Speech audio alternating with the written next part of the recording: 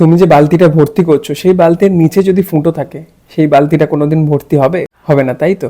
সেরকমই আমরা করি আমাদের ইনকামের সাথে। আমরা কম বেশি সকলেই সবাই ইনকাম করি, কিন্তু সেই ইনকামটা কিভাবে ম্যানেজ করতে হয় সেইটাই কিন্তু আমরা জানি না। কিভাবে আমরা আমাদের মানিটাকে ম্যানেজ করব।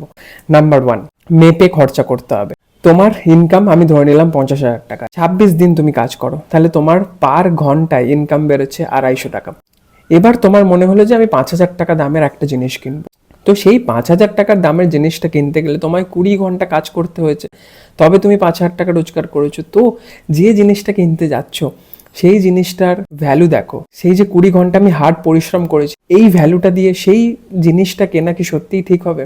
যদি মনে হয় যে ঠিক হবে বা সেই জিনিসটা আমার জন্য প্রচুর ভ্যালুয়েবল, তাহলে তুমি কেনো। যদি মনে হয় যে না, সেই জিনিসটা এতটাও ভ্যালুয়েবল নয় যে আমি আমার 20 ঘন্টার ইনকাম সেটার পেছনে ব্যয় করব, তাহলে সেখান থেকে বিরত থাকো। দেখবে এইভাবে অনেক খরচা তোমার বেঁচে যাবে। নাম্বার 2, আমরা সবসময় কি করি, income minus expenses equals to investment বা সেভিংস। কিন্তু আজ থেকে রুলটা চেঞ্জ করতে হবে। ইনকাম মাইনাস ইনভেস্টমেন্ট বা সেভিংস ইকুয়ালস টু এক্সপেন্সেস। আমরা যে টাকা ইনকাম করি সেখান থেকে নিজেকে আগে পে করতে হবে, নিজের জন্য একটা সেভিংস করতে হবে, নিজের জন্য একটা ইনভেস্টমেন্ট রাখতে হবে। তারপরে যেটা বেঁচে থাকবে সেটা দিয়ে তুমি খরচা করো।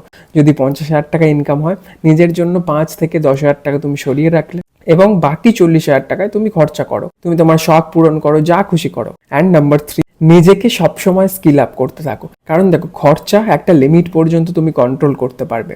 আজকে যেভাবে ইনফ্লেশন বাড়ছে, আজকে যেভাবে মুদ্রাস্ফীতি বাড়ছে, আজকে যেটা 100 টাকা ভ্যালু, আগামী দিনে সেটা আর 100 টাকা ভ্যালু থাকছে না, সেটা অনেক বেড়ে যাবে।